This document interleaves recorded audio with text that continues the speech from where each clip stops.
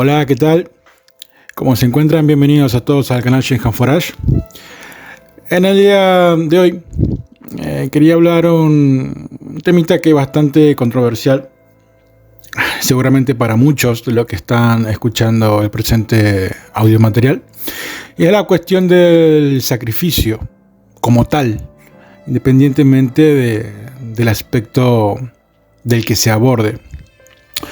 Ciertamente la cuestión del sacrificio o su aceptabilidad, o en su defecto su denuncia, en realidad, es un tema delicado en el clima moral de la actualidad. Pero como es un tema tan candente, es una cuestión que inevitablemente debe justamente ser abordada. Al considerar este tema, uno debe intentar ser consciente de la amplia variedad de puntos de vista justamente de la misma, teniendo en cuenta las implicaciones morales, sociales y claramente mágicas que están involucradas. Y uno debe ser realista y ante todo aceptar que el sacrificio tiene un papel y una función en todo el campo del trabajo mágico. Por sacrificio claramente entendemos el acto voluntario de brindar o dar una ofrenda. Y esto se aplica al sacrificio de tiempo, posesiones o bienes personales, si se quiere, así como también el sacrificio de vida. Todos los practicantes genuinos de la magia, cualquiera que sea su creencia, estarían, interpreto yo, que de acuerdo en que se debe sacrificar el tiempo si uno se toma en serio la búsqueda de cualquier disciplina mágica.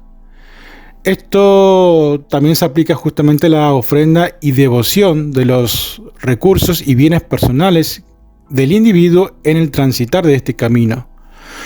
Y nadie estaría en desacuerdo con la necesidad de estas formas de sacrificio, pero cuando se trata de la cuestión de sacrificio de vida, el famoso llamado sacrificio sangriento, existe una gran controversia entre los ocultistas y de hecho entre cualquier persona interesada en el tema de la devoción religiosa. Históricamente, ciertamente, hay demasiadas referencias, incidentes y prácticas tradicionales de lo que es el sacrificio de sangre.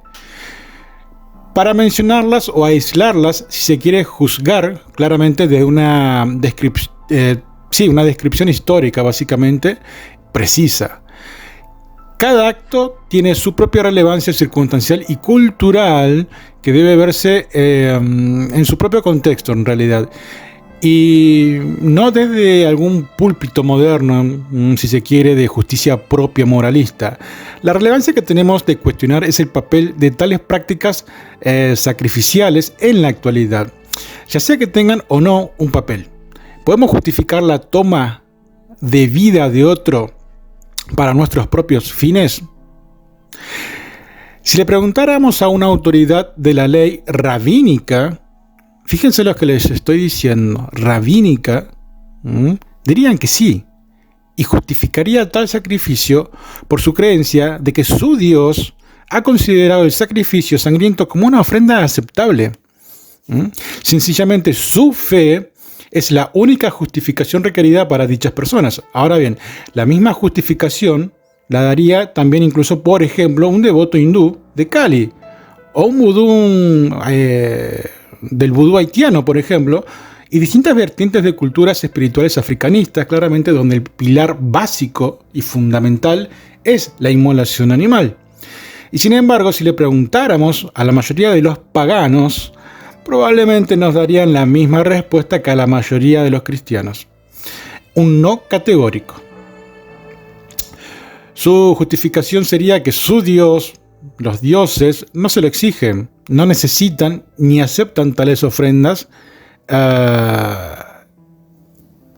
y que ellos mismos no tienen derecho a quitarle la vida a otro. El único derecho que afirman en este asunto es el derecho a dar su propia vida por su fe o por sus semejantes. En una situación social en la que uno ni siquiera tiene la necesidad de matar para sobrevivir o incluso comer carne, entonces quizá la justificación tenga algo evidentemente más de fundamento. Pero si tales paganos se encontraran, y fíjense esta ejemplificación, interpreto que es muy adecuada, si estas personas o estos paganos se encontraran básicamente en una situación en la que tengan que depender su subsistencia a través de la caza y la recolección, claramente descubrirían ellos su derecho a matar, ¿no? En sociedades donde las personas crían su propio ganado y dependen justamente de él para la supervivencia, la matanza de animales es necesaria. Y en tales sociedades, los dioses juegan un papel vital en la lucha diaria. Entonces, para ellos, claramente, ofrecer sus propios medios de supervivencia a sus dioses, claramente, es un sacrificio verdadero y digno. La confusión en este asunto surge cuando los ocultistas ven el sacrificio como, le podríamos decir, como una técnica, si se quiere, en lugar de un acto claramente sincero y necesario para la espiritualidad propiamente dicha. Para el sacerdote vudú o el sacerdote del vudú haitiano, de las vertientes africanistas, no sacrificar en cierto modo es no complacer justamente a sus dioses y también claramente a sus antepasados, dado que en dichas vertientes o diásporas juega un papel extremadamente importante el antepasado como tal.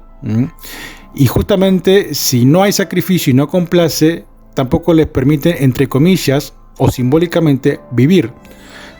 ¿Por qué? Porque justamente las energías se fortalecen con más energía. Caso contrario, puede o tiende habitualmente a disgregarse. Dejar de ofrecer vida es matar, por así decirlo, y fíjense esta ejemplificación, es matar de hambre en cierto modo a tus dioses y claramente a tu familia. Si no se da o no se ofrenda energía a través de la sangre, muchos espíritus, por no decir todos, prácticamente desatienden los requerimientos del magista, y una persona que no ingiere claramente también muere. Por lo tanto, no es una mera técnica en su forma de vida, sino que es una parte vital de su herencia cultural, básicamente. Tal sacrificio tampoco es un perjuicio para el animal sacrificado. Es un honor para el para el animal, morir justamente para alimentar a los dioses.